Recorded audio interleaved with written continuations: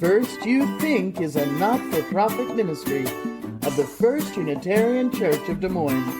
Support us at ucdsm.org today. Good morning. My name is Elliot Nassif. My pronouns are they, them, and theirs, and I am also a member of the celebrant team.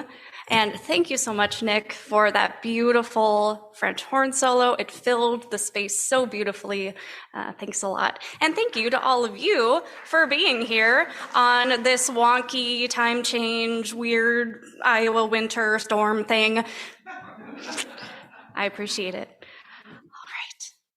So the Reverend Victoria Safford, you might be familiar with her, recently said in a memorial service for a friend of this congregation, "We are companions making our way now through the country of grief," which is, of course, the country of love, for you can't live in one without the other.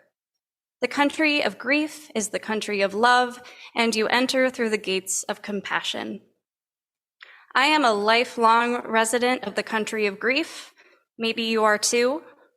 I first experienced grief and loss at a few days old when my birth mother relinquished me for adoption. And then again at a month old when the adoption agency handed me off from a foster home to my adoptive parents. Of course, I didn't know it was grief at that time as a baby, and I still wouldn't know that for a couple of decades. My birth mother, Judy, died in June of 2021. I know I started grieving her death before it even happened. I can't pinpoint when. Maybe it was the day before she died when I kissed her goodbye, not knowing it would be the last time. Maybe it was the week before her death when a nurse told me she was in the active dying phase. Maybe a month earlier when she was placed on hospice. Maybe even earlier when I spoke to her on the phone on Easter and she couldn't quite follow the conversation. I was the first person her pastor called when she died. He told me she was gone and I was torn open. The primal, pre-verbal grief I had held inside for so long poured out all at once. People say grief comes in waves, and it did. First as a tsunami bowling me over, then lashing me as her funeral came and went, then my birthday, then hers. Now the waves lap more gently. They still surge sometimes, but they don't threaten to drown me. Sometimes the movement of the waves is soothing like a mother rocking her child. Among the waves is also stillness, and that is holy too. As I was writing this sermon, I found myself hesitating to talk about my personal grief. Is it too intimate? I asked myself. Will it make people uncomfortable? My first sermon, and it's a huge bummer. And then I reminded myself, people need and deserve to have their grief seen, validated, and reflected back at them, me included. And also, this is church, not a comedy club. If you want funny, you'll have to wait a few weeks for Louise Alcorn's service, which she has promised will be funny. What's it about? Fear. Yeah. I often feel like the grief I carry from Judy's death has nowhere to go. It doesn't fit neatly inside a sympathy card or come with easy platitudes. It's messy, it's ambiguous, shrouded. My mentor, Cole Imperi, a thanatologist, coined the term shadow loss to describe those losses that lie in liminal spaces. She defines it this way. Shadow loss is a loss in life, not a loss of life. It is a type of loss that has a multifaceted impact on not only the life of an individual, but also the social network in that person's life. Shadow losses may or may not be associated with a death, and most aren't. Shadow losses impact a person's social connections, status in the community, overall well-being, and family relationships. Shadow loss is a non-clinical term. It is not a diagnostic tool. Instead, shadow loss is a term an individual may choose to use to better describe the impact of a particular loss experience. So what does that all mean? Shadow losses might show up as job loss, divorce, estrangement, diagnosis, financial hardship, adoption, a congregation, a beloved community in transition year after year, uncertain of what's to come. More on that later. These losses are real and sharp and sacred and deserve to be grieved.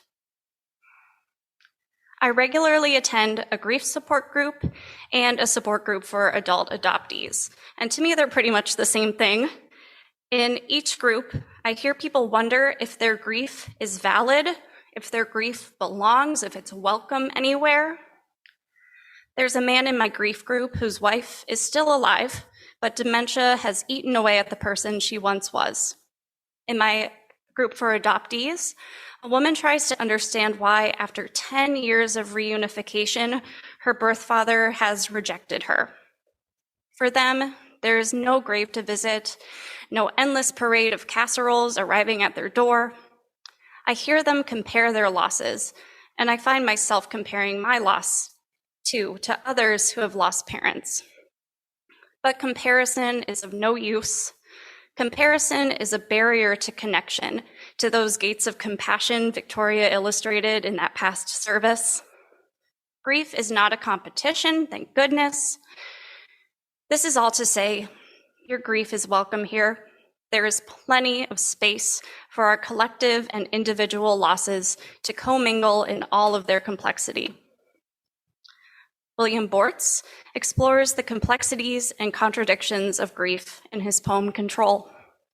It can be uncomfortable to hold the tension of things we conceptualize to be opposites: lightness and darkness, emptiness and fullness, tenderness and toughness, connection and solitude, motion, stillness, decay, new growth, fertility and barrenness, holding on to control and letting go.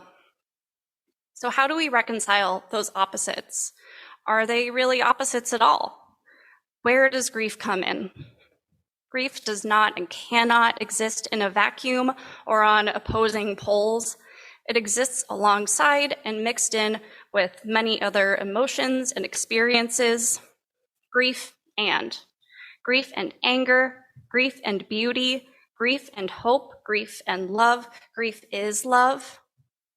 I see that love anthropomorphized in joy and grief from our story for all ages.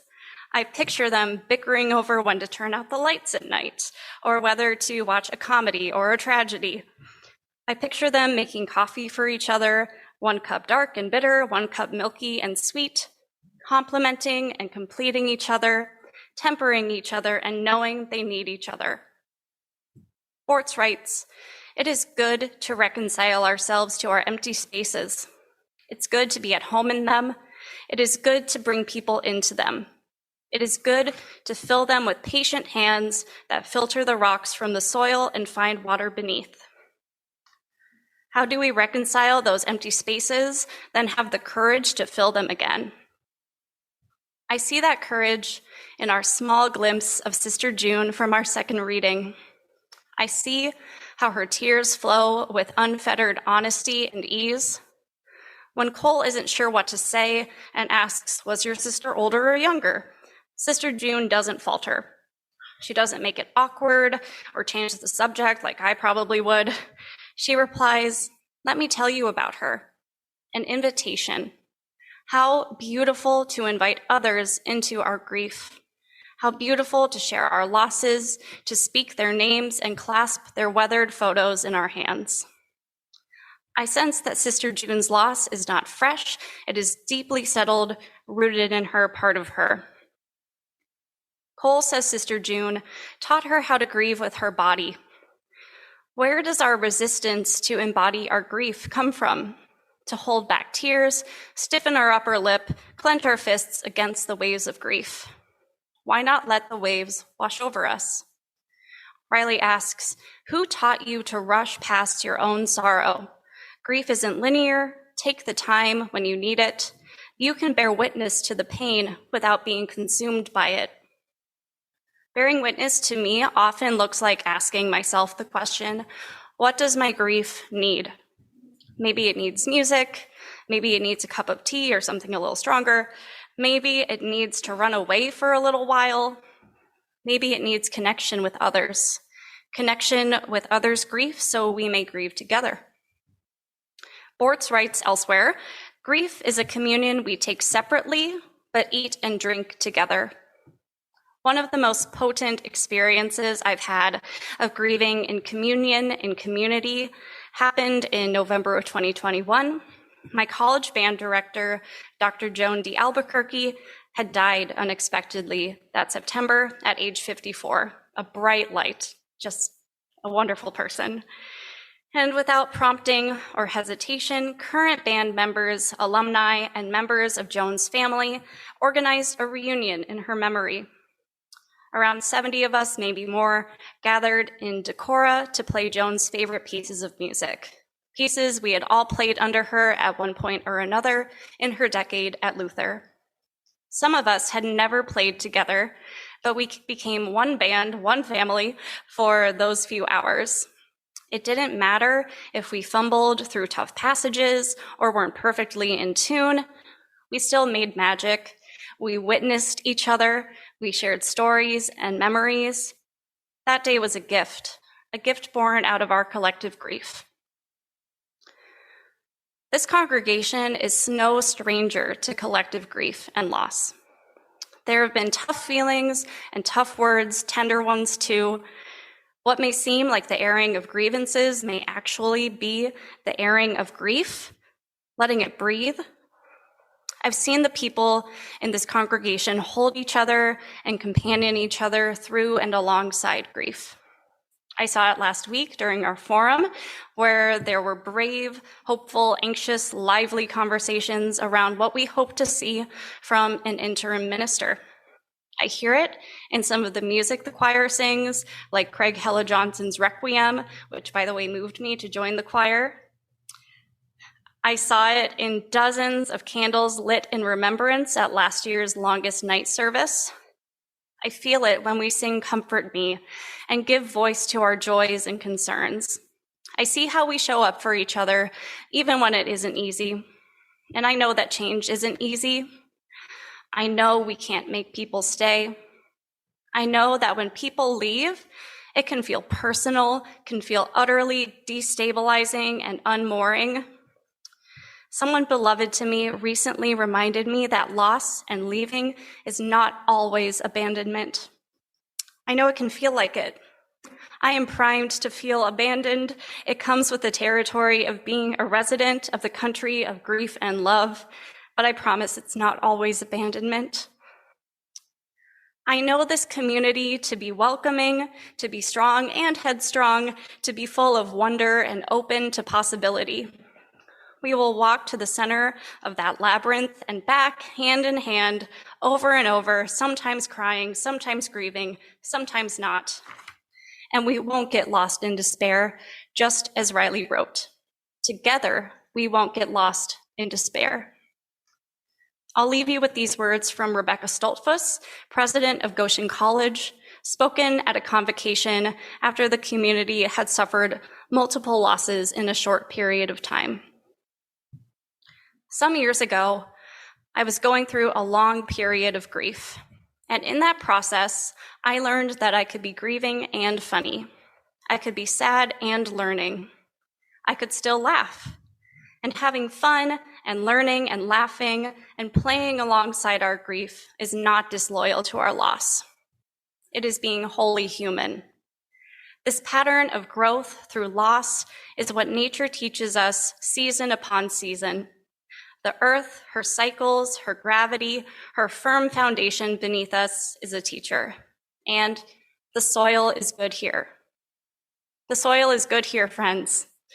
May it be a soft place to land. Let's hold space and hold silence together for just a moment.